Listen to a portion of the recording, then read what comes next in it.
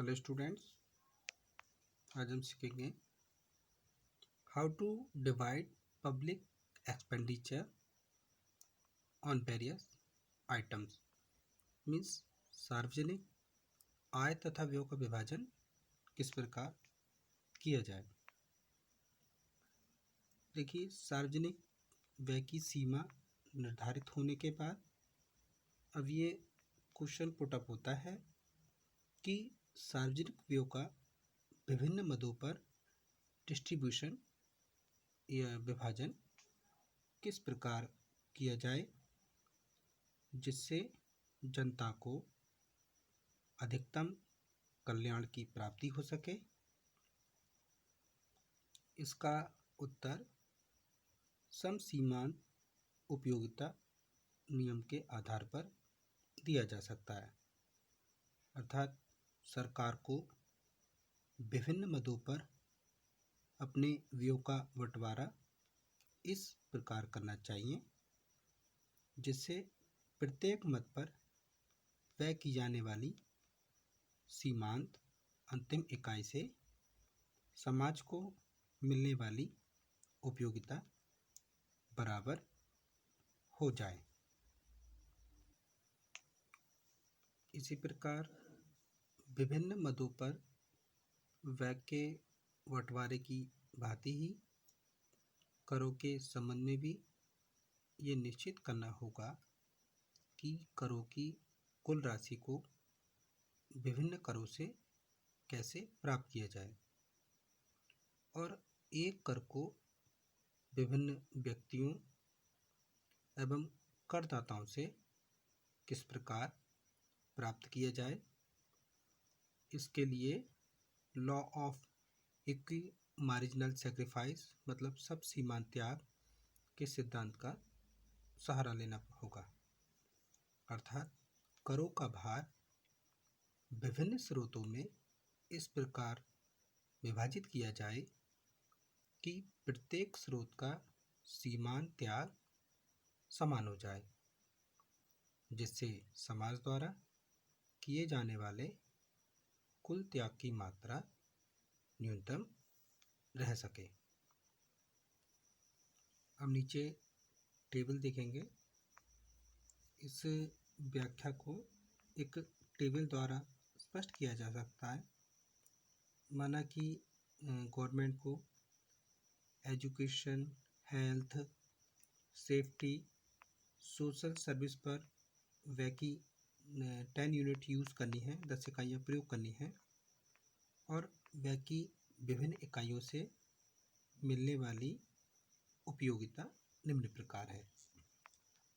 अब यहाँ टेबल्स में देख रहे हैं, जैसे फर्स्ट है हमारा यूनिट ऑफ एक्सपेंसेस, व्यय की इकाइयाँ। दूसरा कॉलम है हमारा एजुकेशन, शिक्षा। नेक्स्ट कॉलम हेल्थ, स्वास्थ्य है। नेक्स्ट कॉलम सेफ्टी, सुरक्षा। And last column social service, सामाजिक सेवाएं। तो यहाँ हम देख रहे हैं कि यूनिट ऑफ एक्सपेंसेस मतलब हम फर्स्ट यूनिट एक्सपेंस करते हैं तो हमने एजुकेशन को पर 10 यूनिट एक्सपेंस की, हेल्थ पर 9 यूनिट एक्सपेंस की, सेफ्टी पर 8 यूनिट एक्सपेंस किए हैं और सोशल सर्विस पर 7 यूनिट एक्सपेंसेस किए हैं। अब इससे नीचे देखें, यूनिट ऑफ एक्सपेंसेस में नंबर 2 पर, तो इसमें एजुकेशन पर 9th यूनिट, हेल्थ पर 8 यूनिट, सेफ्टी पर 7 यूनिट, सोशल सर्विस पर 6 यूनिट। ऐसे यूनिट ऑफ एक्सपेंसेस में थर्ड नंबर पे देखें तो यहाँ एजुकेशन पर 8 यूनिट, हेल्थ पर 7 यूनिट, सेफ्टी पर 6 यूनिट, सोशल सर्विस पर 5 यूनिट। अब यूनिट ऑफ एक्सपेंसेस में नंबर 4 में देखें तो हमने एजुकेशन पर 4 यूनिट, हेल्थ पर 3 यूनिट, सेफ्टी पर 2 यूनिट्स और सोशल सर्विस पर 1 यूनिट। तो इस टेबल के आधार पर सरकार 10 इकाइयों में से मतलब जो 10 यूनिट्स में से 4 यूनिट एजुकेशन पर, 3 यूनिट हेल्थ पर, 2 यूनिट सेफ्टी पर और 1 यूनिट सोशल सर्विस पर व्यय करेगी। तो इस तरीके से 4 + 3 7 + 2 9 एंड +1 10। तो इस तरीके से व्यय करेगी, क्योंकि ऐसा करने पर ही वह सभी मदों पर व्यय की सीमांत उपयोगिता बराबर होगी। अधिकतम सामाजिक लाभ के आधार पर सार्वजनिक व्यय के बंटवारे की स्थिति को हम अब दूसरे चित्र द्वारा भी इसको क्लियर कर सकते हैं। तो हम आगे देखेंगे। नेक्स्ट, इस चित्र के आधार पर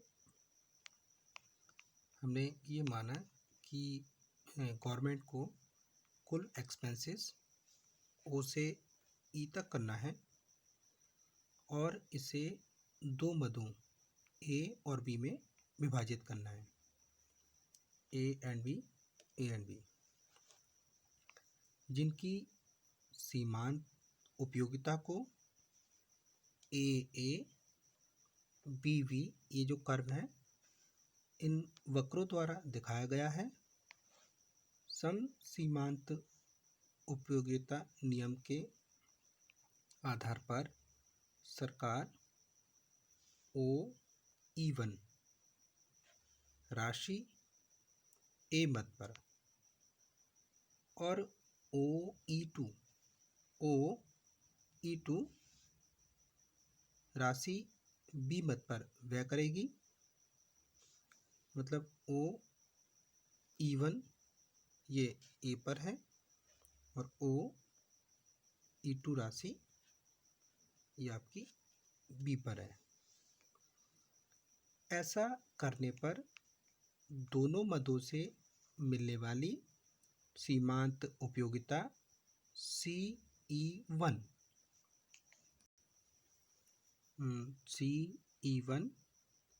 और DE2 बराबर होगी और समाज को अधिकतम लाभ मिलेगा। इसी बिंदु पर अधिकतम सामाजिक लाभ की पुष्टि के लिए ये विकल्प माना गया है कि यदि सरकार ए मद पर व्यय को OE1 से बढ़ाकर OE3 तथा बी मद पर व्यय को OE2 से घटाकर OE3 कर दे तो क्या स्थिति होगी। तो यहाँ स्पष्ट है कि ए मद पर बढ़ने वाले व्यय से बढ़ने वाली उपयोगिता CE1 और E3F का क्षेत्र बी मद पर व्यय कम करने से उपयोगिता में होने वाली कमी GE3 E2D से कम है। तो यहाँ कंक्लूजन निकलता है कि यदि सरकार सम सीमांत उपयोगिता की स्थिति में कोई परिवर्तन नहीं करेगी तो समाज को मिलने वाली उपयोगिता अधिक नहीं होगी। इसलिए सरकार को विभिन्न मदों पर अपने व्यय का डिस्ट्रीब्यूशन इस प्रकार करना चाहिए जिससे प्रत्येक मद पर व्यय की जाने वाली सीमांत इकाई से समाज को मिलने वाली उपयोगिता लगभग बराबर हो जाए